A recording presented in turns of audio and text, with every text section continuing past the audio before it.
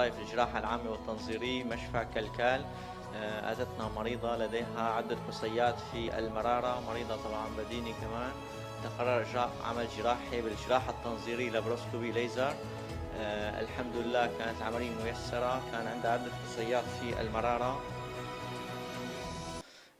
تمت العملية بنجاح خلال ساعة واحدة، والمريضة بحالة عامة جيدة.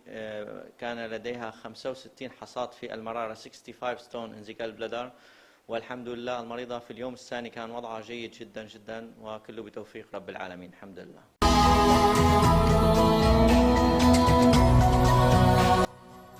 فرحية دارعي على ليلها هوي اسكا dhibaatay sana ahay muddo 2 sano xanuun kaani hayay alxamdulillaah haddana waan iska fiicanahay wax dhibana ma qabo dhaawaca ma ogiyo haddana nafis weyn ayaan dareemayaa alxamdulillaah shukr rabbil caalamiin.